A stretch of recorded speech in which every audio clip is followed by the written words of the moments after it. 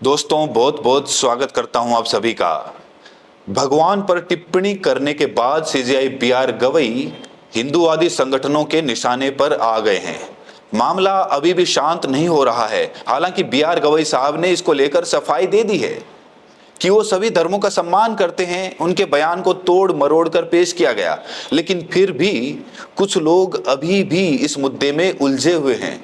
बेरोजगारी, महंगाई, गरीबी पर ये लोग कभी बात नहीं करते। दोस्तों, ये यति नरसिम्हानंद हैं।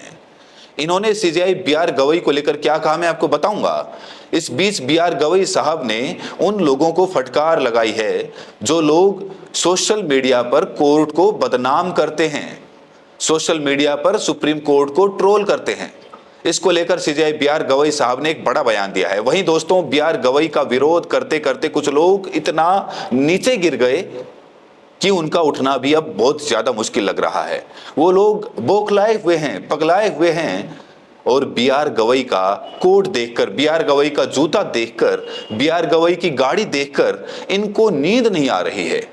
दोस्तों, ये बाबा साहेब हैं। बाबा साहेब को क्या कभी आपने किसी एरो गैरो वस्त्रों में देखा? नहीं। बाबा साहेब अच्छी गाड़ी में चलते थे, अच्छे कपड़े पहनते थे, टाई लगाते थे, सूट बूट में रहते थे और बाबा साहेब के इसी रहन सहन को लेकर उनको विरोध का भी सामना करना पड़ा। इस बीच कुछ लोगों ने नीचता की सारी हदें पार कर दी। दोस्तों, अब लोगों ने बीआर गवई के कपड़ों पर, जूतों पर टिप्पणी करनी शुरू कर दी। बीआर गवई का अच्छा जूता इनको बर्दाश्त नहीं हो रहा। दोस्तों, इस समय बीआर गवई को सोशल मीडिया पर जिस तरीके से ट्रोल किया जा रहा है, इसकी कड़ी शब्दों में निंदा होनी चाहिए। बीआर गवई दरअसल राष्ट्रपति द्रौपदी मुर्मू से मुलाकात करने गए थे और बहुत ही वेल ड्रेस्ड थे उस समय, जैसा कि एक सीजेआई रहता है। और जब बीआर गवई मुलाकात कर रहे थे, तस्वीरें आप देख सकते हैं, यहाँ पर मुर्मू हैं और गवई साहब हैं, दोनों लोग बैठे हुए हैं। और कुछ लोग इतने नीच हैं कि लोगों ने उनके जूते को टारगेट किया, और ना सिर्फ जूते को टारगेट किया बल्कि उनके जूते की प्राइस टैग तक भी निकालने की कोशिश की। और बीआर गवई साहब ने जो जूता पहना है दोस्तों, इन लोगों ने उसकी प्राइस को लेकर उल जुलूल हरकतें शुरू कर दी और कहा कि इतनी महंगी चीजें पहनते हैं, इतनी महंगी घड़ी पहनते हैं, इतने महंगे जूते पहनते हैं, आखिर ये कैसे पहनते हैं। और ये वो लोग हैं, दो रुपल्ली ट्रोल्स वाले लोग हैं, जो लगातार सरकार की भक्ति कर रहे हैं। ये लोग बीआर गवई को ट्रोल कर रहे हैं। ये तो वही हुआ कि ये लोग खुद ही अपने मुंह पर थूक रहे हैं। यहाँ देखिए दोस्तों, जूते की प्राइस यहाँ पर बताई जा रही है, करीब 70 से 77 हजार रुपये की जूते की कीमत यहाँ पर बीआर गवई के जूतों की बताई जा रही है। चलो मान लिया कि बीआर गवई साहब का जूता 77 हजार का है, तो उससे किसी को क्या फर्क पड़ना चाहिए। बीआर गवई साहब की सैलरी ही 2 से 2.5 लाख रुपए प्रति महीने है। अगर उन्होंने इतने महंगे कपड़े जूते पहन ली तो किसी को इसमें दिक्कत क्या है? क्या घोटाला किया, भ्रष्टाचार किया, कोई जुमलेबाजी की? ऐसा तो नहीं किया। लेकिन दोस्तों, मैं यहां पर आपको बताना चाहता हूं, जिस तरीके से बीआर गवई साहब को ट्रोल किया जा रहा है, मैं यहां पुष्टि नहीं कर रहा हूं बिल्कुल कि इनका जो जूता है वो 77 हजार का है। ये लोग ऐसा कह रहे हैं। लोग सोशल मीडिया पर इस तस्वीर को शेयर करके बीआर गवई साहब को ट्रोल कर रहे हैं। बीआर गवई को ट्रोल करते हुए लोग यहां तक कह रहे हैं कि इतना महंगा सामान इस्तेमाल करने वाला व्यक्ति भला ईमानदार हो सकता है क्या? इतने घटिया सवाल पूछे जा रहे हैं सोशल मीडिया पर। तो क्या जो व्यक्ति ईमानदार है वो महंगी चीजों का इस्तेमाल नहीं कर सकता? ये कौन सा लॉजिक है? महंगे कपड़े पहनने से व्यक्ति का चरित्र और व्यवहार व्यक्त नहीं करते। महंगे और स्वच्छ अच्छे कपड़े पहनना व्यक्ति का व्यक्तित्व है, इसे हम उसकी क्वालिटी जज नहीं कर सकते। सीजेआई बीआर गवई क्या कपड़े पहनेंगे, कितने की घड़ी पहनेंगे, कौन से चश्मे लगाएंगे, कौन सा सूट पहनेंगे, इसको लेकर आखिर डिबेट क्यों हो रही है? डिबेट तो नेताओं के जूते कपड़े पर होनी चाहिए दोस्तों। वो नेता जो टैक्स के पैसे पर चल रहे हैं। जैसे मैं प्रधानमंत्री जी की बात करूं तो प्रधानमंत्री जी कहने को तो स्वदेशी का नारा देते हैं, लेकिन इनकी गाड़ी जो है विदेश से आती है, इनकी घड़ी महंगी घड़ी है, इनकी टोपी महंगी है, इनके ये जो नेहरू जैकेट पहनते हैं ये महंगी होती है, मतलब इनका चश्मा लाखों रुपये का होता है, इनके जूते, इनके मोजे, मतलब पूरे जो कपड़े हैं इनके ब्रांडेड होते हैं और लाखों के होते हैं दोस्तों। प्रधानमंत्री के कपड़ों को लेकर तो कोई सवाल नहीं कर रहा, जबकि प्रधानमंत्री के कपड़ों पर सवाल खड़े होने चाहिए। क्योंकि मोदी जी पहले क्या कहते थे, हम बहुत सादगी जीवन जी रहे हैं, लेकिन आज देखिए इनकी जिंदगी कैसी है। लोग तो यहाँ तक कह रहे हैं कि मशरूम खाते हैं। अब पहले कैसे दिखते थे, अब कैसे हो गए, आखिर ये खाते क्या हैं, इस तरीके की बातें भी हो रही हैं। दोस्तों इस समय एक वीडियो वायरल हो रहा है यति नरसिम्हानंद का। इनका बुखार उतरने का नाम नहीं ले रहा।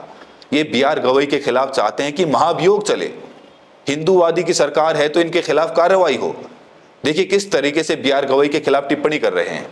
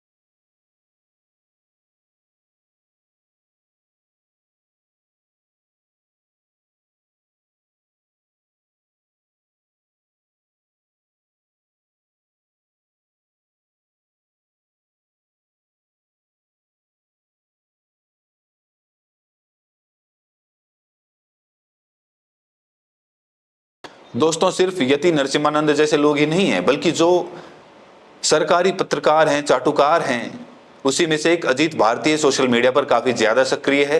वो भी सोशल मीडिया पर बी.आर. गवई के खिलाफ आपत्तिजनक टिप्पणी कर रहा था, गाली तक दे रहे थे लोग।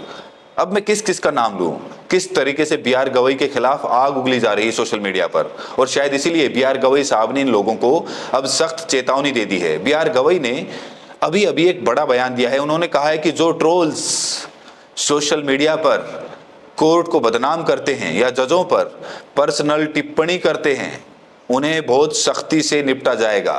यहां सीधी चेतावनी बी.आर. गवई साहब ने दे दी। और लोग कह रहे हैं कि बी.आर. गवई साहब के निशाने पर अब बहुत सारे लोग आ गए हैं। जो 2 रुपये ट्रोल्स होते हैं ना दोस्तों सोशल मीडिया पर, उनके खिलाफ कहा जा रहा है कि अब बी.आर. गवई साहब कड़ी से कड़ी कार्रवाई करेंगे, और कार्रवाई होनी भी चाहिए। पिछले कई दिनों से सुप्रीम कोर्ट को कोठा तक बोला जा रहा है। बी.आर. गवई को कहा जा रहा है गवार गवई, हिंदू विरोधी, सनातन विरोधी, ना जाने क्या कुछ कहा जा रहा है दोस्तों। लेकिन अब बी.आर. गवई बर्दाश्त नहीं करेंगे। अब ऐसे लोगों के खिलाफ सख्त कार्रवाई होगी। हालांकि लोग ये भी कह रहे हैं कि लोग बी.आर. गवई की उस टिप्पणी से कम बी.आर. गवई की जाति से ज्यादा जलते हैं। बहरहाल दोस्तों इस वीडियो में इतना ही। जिस तरीके से बी.आर. गवई के खिलाफ टिप्पणी की जा रही है, उनके जूते की प्राइस निकाली जा रही है। दोस्तों इन तमाम घटनाओं को लेकर आप लोग क्या सोचते हैं? बी.आर. गवई साहब आपको कैसे सीजीआई लगते हैं? राय जरूर दें। बहुत बहुत शुक्रिया।